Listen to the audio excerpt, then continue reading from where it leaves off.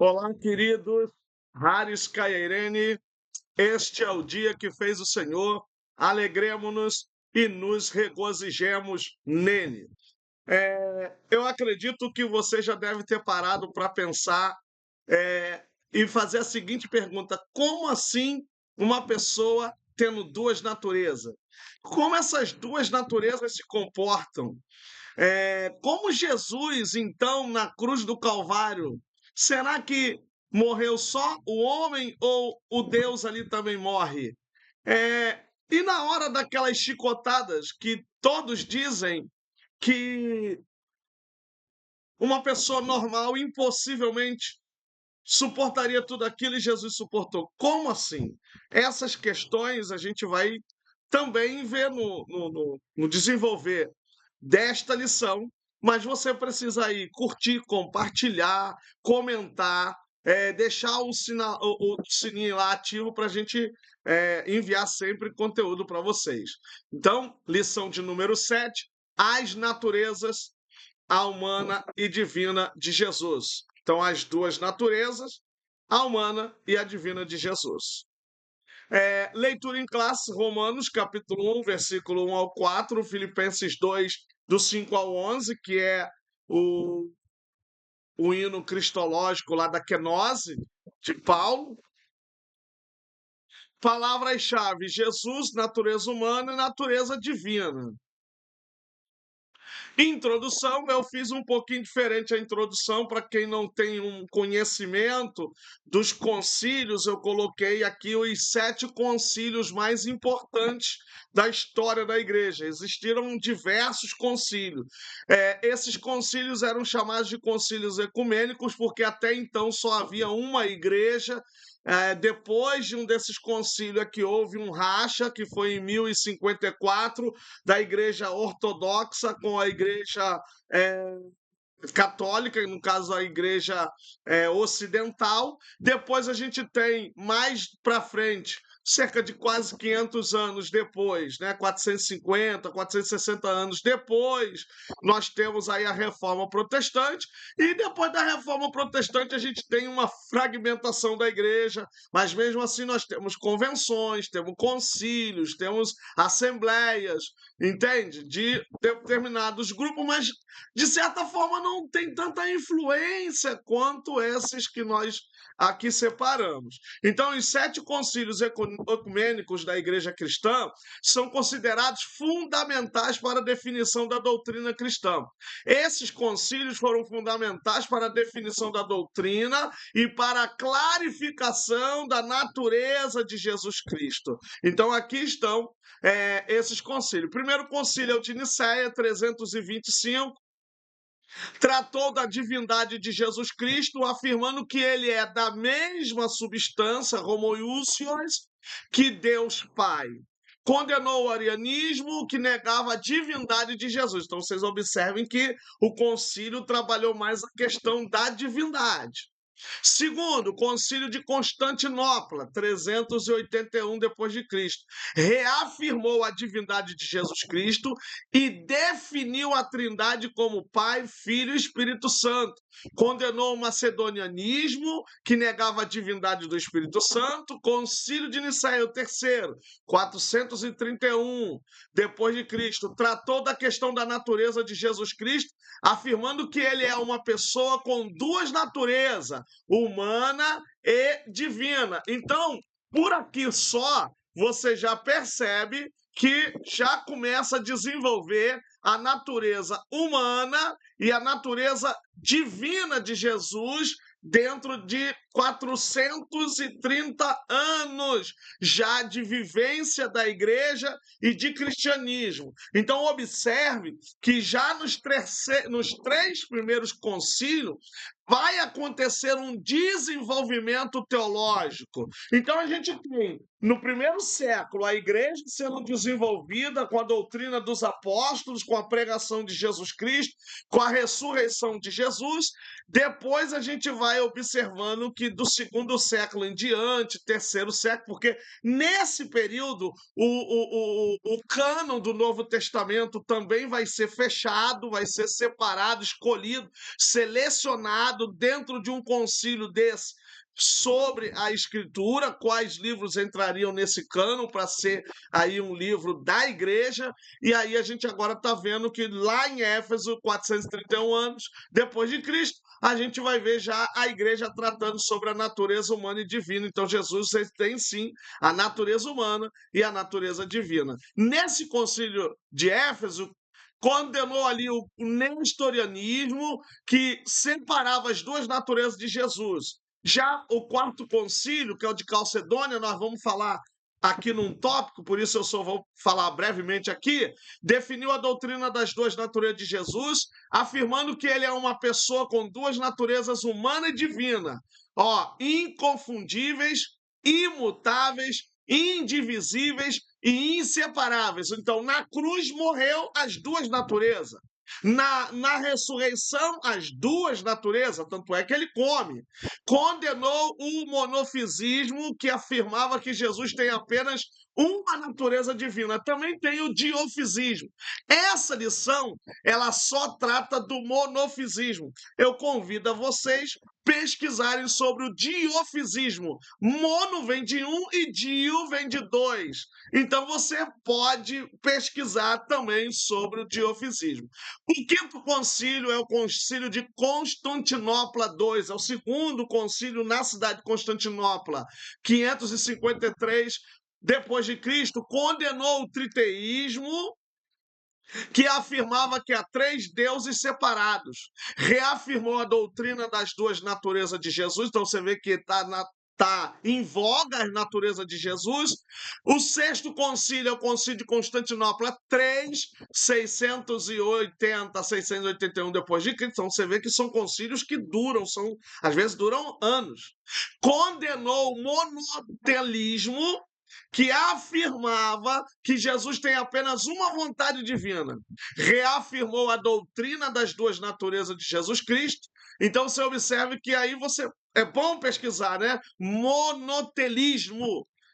Então você precisa telos, tem a ver de fim também, né? Então ele afirma aí a ideia de uma vontade divina, por isso monotelismo, uma vontade divina, mas ele reafirma a divindade aí de Jesus nas suas duas naturezas, humana e divina. E o sétimo concílio, que é o concílio de Nicéia II, que foi em 787 depois de Cristo, tratou da questão das imagens sagradas, afirmando que elas podem ser veneradas, mas não adoradas.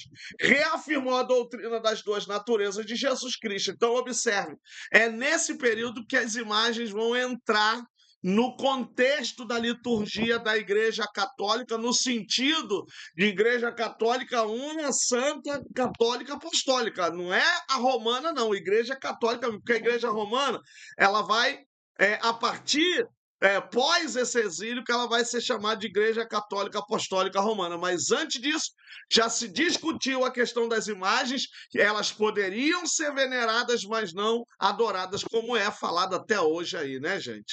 Eu espero que vocês tenham aí gostado dessa introdução, que ela está diferente por causa dessa visão panorâmica dos 7 concílios mais importantes, que vocês podem pesquisar melhor e dar uma boa aula para os seus alunos. E para quem já é aluno, tem essa noção, né? O ensino bíblico da dupla natureza de Jesus. Descendência de Davi segundo a carne, Romanos 1, versículo 3. A Bíblia ensina que Jesus Cristo tem uma dupla natureza, sendo tanto humana quanto divina. Em Romanos 1, 3, a carta do apóstolo Paulo afirma que Jesus é descendente de Davi segundo a carne. Essa afirmação destaca a natureza humana de Jesus, que nasceu de uma linhagem real, descendente do rei Davi. Isso é importante porque mostra que Jesus cumpriu a profecia messiânica de ser um descendente de Davi. Está em 2 Samuel 7, versículo 12 e 13, e Isaías 11, versículo 1. Observe o seguinte: o apóstolo Paulo, as duas cartas que muito se assemelham dentro desse conteúdo é Romanos e Gálatas. Gálatas, eu falo lá na conclusão, 4:4 diz que Jesus nasceu na plenitude dos tempos, nasceu de mulher. Então, ele é descendente. As duas genealogias, elas vão apontar para isso. Uma é a partir do pai, a outra é a partir da mãe, e vão tratar que Jesus é descendente de Davi. Por exemplo, você vai ler Mateus, né? Bíblios, Gnésios, Jessu, Ristu, Riu, David, Riu, Abraão. Ou seja, livro das gerações de Jesus Cristo, filho de Davi, filho de Abraão. Então, a de Mateus vai até Abraão. E a de Lucas vai até Adão e Deus. Então você vê que há uma descendência ali de Abraão e Deus. Eu vi uma pergunta aí, alguém falando se Jesus é filho de Deus. Quando é que ele foi gerado? Se houve algum tempo? Não, Jesus ele é filho de Deus desde todas as coisas existirem, antes de tudo, ele sempre foi. Senão a gente vai dizer que Jesus é uma criatura, e Jesus não é uma criatura. Agora, ele se encarna, e se encarna na descendência de Davi. A gente vai vendo outros textos, chamando ele leão da tribo de Judá, vai vendo ele ser a estrela da manhã e tal, que tudo isso vai ter a ver com a monarquia davídica. Então, os salmos messiânicos, Salmo 28 e outros salmos, Salmo 2, tudo são salmos messiânicos. Esse Isaías aqui, 11, Isaías já é chamado do profeta do messianismo, né, o messiânico. Então a gente vai vendo que Jesus vai cumprindo todos esses requisitos, e ele mesmo vai falar, né, que como eu posso ser filho de Davi, no sentido de que ele é maior do que Davi, quando o próprio Davi disse: o Senhor disse ao meu Senhor, assenta-te à minha direita até que eu coloque os teus inimigos debaixo dos seus pés. Declaração do Filho de Deus em poder. Enquanto o versículo 3 enfatiza a humanidade de Jesus, descendência de Davi segundo a carne, o verso 4 ressalta sua identidade como filho de Deus. Ele não era apenas filho de Deus, mas foi declarado em poder tal, ou seja, semelhante, igualzinho ao Pai. Gente, lembre-se que Jesus é o único, não tem outro. Nós somos por adoção. Ele é o único filho de Deus. Ele não era apenas, aí eu já falei, além disso, a carta de Paulo afirma que Jesus é o Filho de Deus, como está em Romano, destacando sua natureza divina. Então, nós temos o versículo 3 e versículo 4, natureza humana, nascido da descendência de Davi segundo a carne, declarado Filho de Deus, com poder ou em poder, segundo a própria Escritura. Essa dupla natureza de Jesus Cristo é fundamental para a teologia cristã, pois mostra que ele é tanto humano quanto divino. E aí eu continuo dizendo, como eu falei na aula passada, melhor dizer plenamente homem, plenamente Deus, do verbo plerol, né? Ou totalmente, na sua totalidade, pleno, do que 100% homem, do que 100% Deus. Eu não gosto muito dessa nomenclatura, não. Então ele é tanto humano quanto divino, capaz de representar a humanidade perante Deus e de oferecer salvação através de sua morte e ressurreição.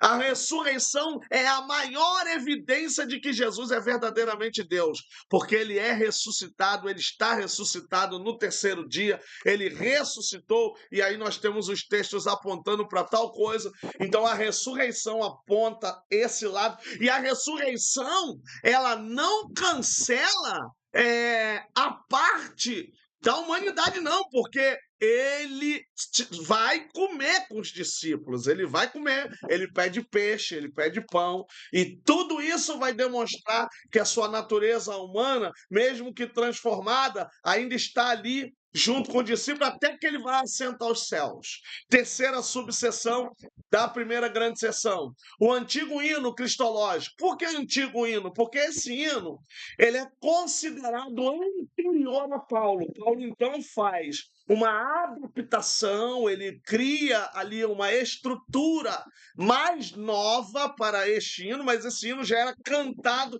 lá na igreja primitiva antes de Paulo. Então, esse hino destaca a natureza divina de Jesus Cristo, afirmando que ele existia em forma de Deus antes de se tornar humano, porque está lá. No entanto, em vez de se apegar à sua divindade, Jesus escolheu esvaziar-se a si mesmo e se tornar um servo, assumindo a forma humana. Então, esse hino, ele tanto vai demonstrar a natureza humana divina, porque somente ser humano morre nesse sentido. Jesus escolheu esvaziar. Esse texto é fundamental para a cristologia, pois mostra que Jesus é tanto divino quanto humano e que ele se humilhou a si mesmo para salvar a humanidade. Esse se humilhou não significa porque ele se tornou humano, mas o tipo de morte, morte cruel, morte violenta, que foi a morte de cruz. A humilhação de Jesus não foi se tornar homem, mas foi morrer de morte de crucificação. Além disso, o hino também destaca a importância da humildade do serviço, pois Jesus é apresentado como um modelo de comportamento para os cristãos. Então aqui você tem morfê, você tem a kenose, você tem vários termos gregos que vão aprofundar. Eu escrevi um artigo sobre isso, está para ser publicado ou numa revista ou num capítulo de um livro. E a gente vai ali entendendo o papel humano e o papel divino, porque depois que Jesus é crucificado, Deus o exalta de maneira que nem no céu, nem na terra, nem debaixo da terra tem nome superior, maior do que o nome de Jesus Cristo. Então, esse texto vai abordar a ideia da visão divina e a ideia da visão humana. Segunda grande seção, as heresias contra o ensino bíblico da dupla natureza de Jesus. Quem foi Nestório?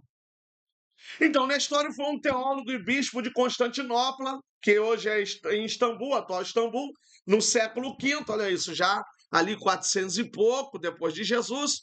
Ele é conhecido por suas ideias teológicas controversas, que levaram sua condenação como herético. Nestório defendia que Jesus Cristo tinha duas pessoas separadas, uma divina e outra humana. Olha isso, gente. Tudo isso é o que eles tiram da cabeça do que entendem de Bíblia. Ele argumentava que a Virgem Maria não poderia ser chamada de mãe de Deus, Theotokos, pois isso implicaria que ela deu à luz a divindade. Em vez disso, Nestório preferia chamá-la de mãe de Cristo, Christotokos.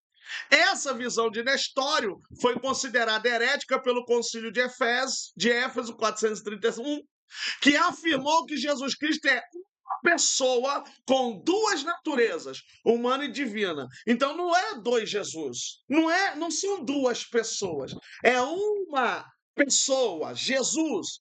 E aí vamos dizer Cristo, porque quando a gente fala Jesus Cristo, o próprio nome Jesus Cristo já dá a ideia de humano e divino, porque Cristo é o título, é o epíteto que mostra a sua unção messiânica. E Jesus é o seu nome como ser humano. E lá na conclusão, eu vou falar sobre o uso de Paulo de termos como Jesus, Jesus Cristo, Cristo Jesus, nosso Senhor e Salvador Jesus Cristo, nosso Senhor Jesus Cristo, que são termos assim. Então, esse homem foi considerado como herético, porque realmente não tem lógica essa visão. Nós também rechaçamos, não aceitamos essa ideia de mãe de Deus. É mais tranquilo também aceitar mãe de Cristo ou mãe de Jesus, que seria esse o melhor termo. O concílio condenou o nestorianismo como uma heresia que separa as duas naturezas de Jesus. A igreja afirma que Jesus Cristo, ou que Cristo, é uma única pessoa divina com duas naturezas inseparáveis. Estava lá sendo chicoteado, humano e divino. Estava sendo crucificado, humano e divino. Ressuscitou, humano e divino. conforme previsto posteriormente no Concílio de Calcedônia, que foi em 551. Então, ele é considerado herético antes, em 531, e agora, em Calcedônia, vai ser determinado, confirmado essas duas naturezas de Jesus.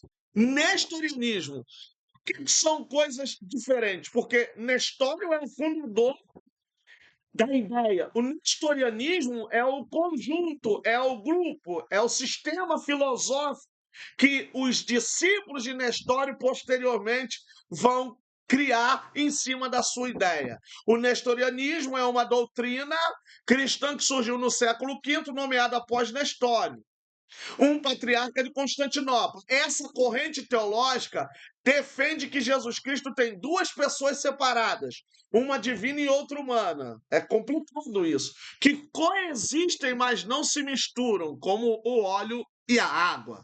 Podem estar no mesmo copo, mas não se misturam. É mais ou menos essa a ideia.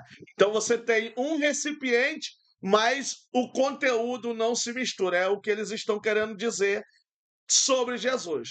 Os nestorianos acreditam que Jesus é composto por duas entidades, o Verbo divino e o homem humano. Eles argumentam que o verbo no presente é um verbo histórico. Eles argumentam que quando Jesus realizava as ações humanas, era a parte humana que estava em evidência. E quando realizava ações divinas, era a parte divina que estava em ação. Se elas são indivisíveis, inseparáveis, isso aqui é impossível, porque foi isso que a igreja determinou. Jesus é uma pessoa com duas naturezas, humana e divina, indivisíveis, inseparáveis, que conseguem coabitar juntas em harmonia. Então, quando ele está como verbo, ele é homem e verbo. Como ele está como homem, ele é homem e humano. Não tem duas pessoas, não tem dois Jesus. É um Jesus só com duas naturezas, humana e divina. Essa doutrina foi considerada herética em 431, que defendeu a doutrina da união hipostática, que seria uma só união, afirmando uma só natureza, afirmando que Jesus é uma única pessoa com duas naturezas, perfeitamente unidas, a divina e a humana. O nestorianismo teve um impacto significativo na história do cristianismo, especialmente no Oriente Médio e na Ásia Central. Embora tenha sido condenado como heresia, a doutrina continua a ser estudada e debatida por teólogos e historiadores, ainda hoje. Hein?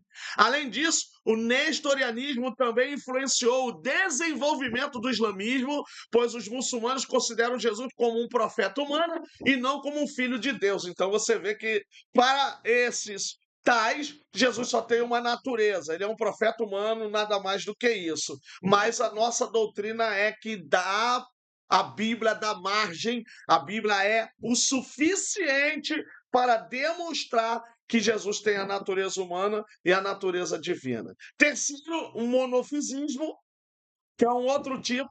É uma doutrina cristã que surgiu também no século V, principalmente no Egito e na Síria. O termo aí vem do grego monos, que é um, e physis, natureza. Os monofisitas, eles acreditam que Jesus Cristo tem apenas uma natureza, por isso mono, que é divina. E aonde fica o humano? Aonde fica o homem? Aonde fica a tentação? Aonde fica o sofrimento? Eles argumentam que a natureza humana de Jesus foi absolvida ou anulada pela natureza divina. A Bíblia diz que ele teve fome. Está lá. Jesus, terminando o seu jejum, teve fome, tornando uma pessoa com uma única natureza divina. Ele não era para ter morrido. Então, são perguntas que vão desfazendo aí essa corrente teológica. O monofisismo foi condenado como heresia pelo Concílio de Calcedônia, em 551, que definiu a doutrina da união hipostática. Então, você observa que tanto o nestorianismo como o monofisismo foram rechaçados como heresia, afirmando que Jesus é uma única pessoa com duas naturezas perfeitamente unidas, humana e divina. Então, quando você ouvir uma pessoa dizendo que Jesus só é divino, pode ter certeza que ele é monofisista e ele está dentro de uma heresia. O monofisismo teve um impacto também significativo na história do cristianismo, especialmente no Egito e na Síria, onde muitas igrejas adotaram essa doutrina. Embora tenha sido condenado como heresia, o monofisismo continua a ser estudado e debatido por teólogos também ainda hoje. Algumas das principais características do monofisismo incluem, então, isso do monofisismo, a negação da natureza humana de Jesus, a afirmação de que Jesus tem apenas uma natureza divina, a rejeição da doutrina da união hipostática. É importante notar que o monofisismo não é sinônimo de monoteísmo, que é a crença em um único Deus. O monofisismo se refere especialmente à natureza de Jesus Cristo. Então não confunda monoteísmo com monofisismo. Monoteísmo nós somos. Agora, monofisistas nós não somos, porque nós acreditamos na dupla natureza de Jesus, indivisível, inseparável e que revela-se na Sagrada Escritura. Aí o Concílio de Calcedônia. Então, o Concílio de Calcedônia teve como objetivo principal resolver a controvérsia sobre a natureza de Jesus Cristo, que havia sido gerada pelo monofisismo.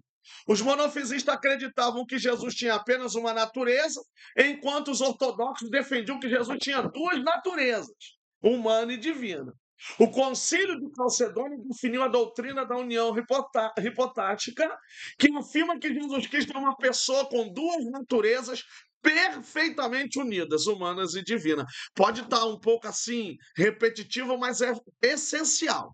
Essa definição foi expressa na seguinte fórmula: uma pessoa, um filho, Jesus Cristo, reconhecido em duas naturezas, sem confusão, sem mudança, sem divisão, sem separação, a distinção das naturezas não sendo de modo algum suprimida pela união. Então, uma não suprime a outra, mas antes preservada e reconhecida em cada uma delas.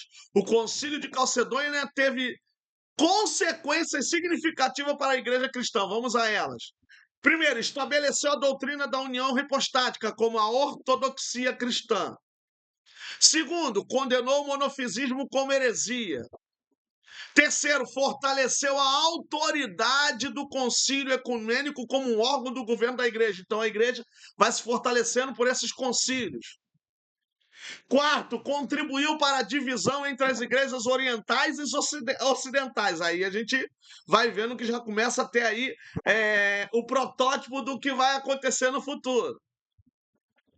Terceira e última grande sessão. O perigo dessas heresias na atualidade. Então, os monofisistas na atualidade. Os monofisitas, embora seja uma heresia condenada há séculos, ainda tem impacto significativo na atualidade. Aqui estão alguns motivos pelos quais os monofisistas ainda são um perigo. Impacto na atualidade, quais são? Primeiro, confusão doutrinária. A heresia monofisita pode levar a uma confusão doutrinária sobre a natureza de Jesus Cristo, o que pode afetar a fé e a prática dos cristãos, porque você vai ou acreditar em uma ou em outra natureza. E acreditando ou em uma, você vai incorrer no erro. Segundo, divisão eclesiástica.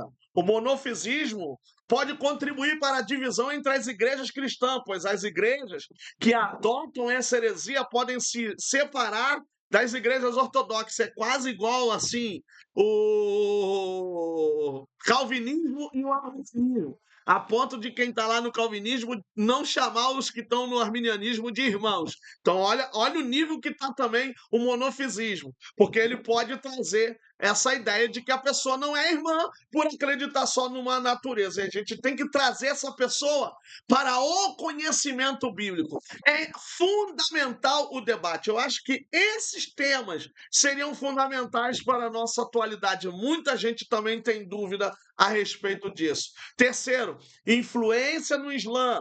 O monofisismo pode ter influenciado o desenvolvimento do Islã, que também nega a divindade de Jesus Cristo, mas não nega a sua humanidade, mas nega a divindade.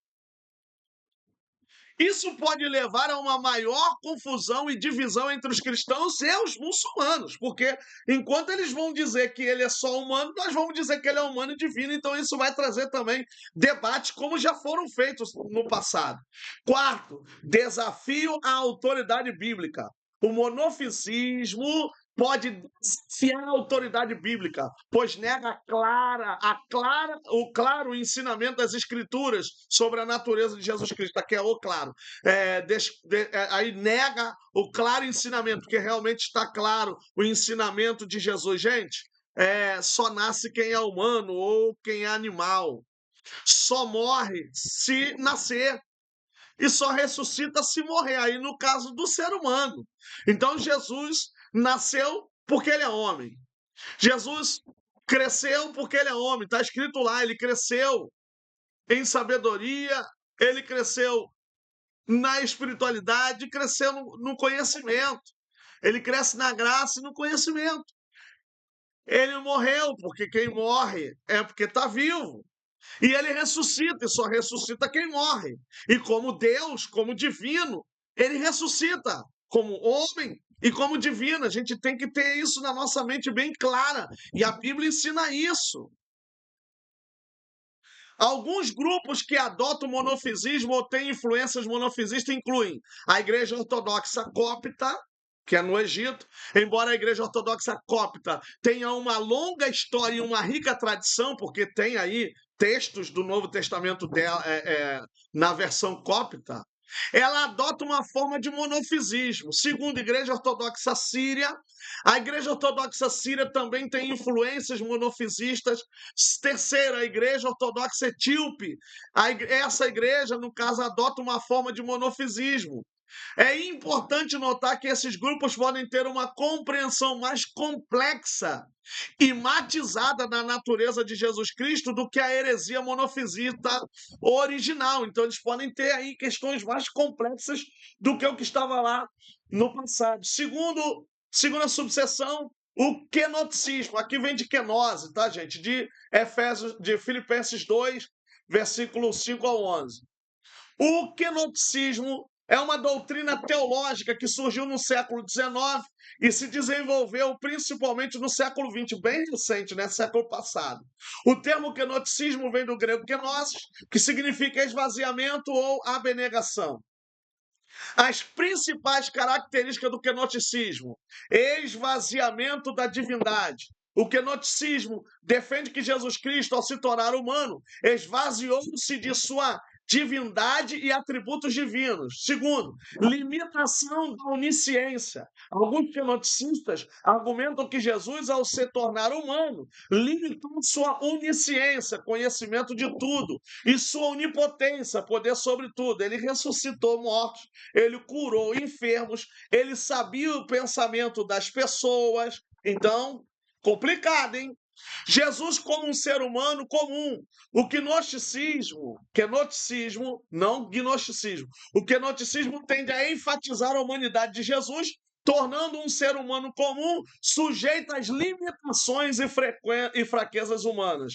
Observe que quando Jesus diz lá que nem os anjos e nem o filho do homem está expressando sua natureza humana como homem, ele realmente não sabia quando seria, mas divino como certeza. Então, como pessoa, ele vai falar na sua perspectiva humana, que Jesus também não era bobo, né? De ficar dando respostas fora do tempo para as pessoas. Os problemas teológicos do gnosticismo são, primeiro, negativa da divindade de Jesus. O gnosticismo pode levar a uma negativa da divindade de Jesus, o que é contrário à doutrina cristã ortodoxa. Segundo, confusão sobre a natureza de Jesus.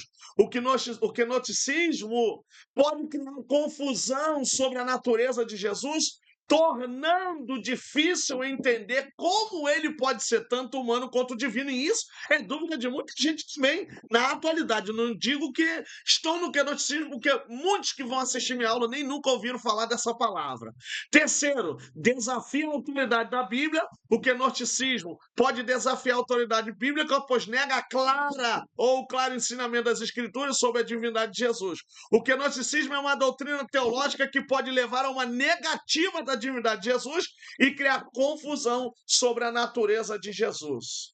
É importante estar ciente dos problemas teológicos do gnosticismo e defender a doutrina cristã ortodoxa sobre a divindade e humanidade de Jesus Cristo. Um pregador, um ensinador, uma pessoa que não tem ainda muito conhecimento das duas naturezas divinas, como elas se comportam, de suas coexistência, de suas inseparações, da sua convivência, podem levar isso aqui e tentar ensinar de maneira errada e acaba as pessoas também repassando de forma errada.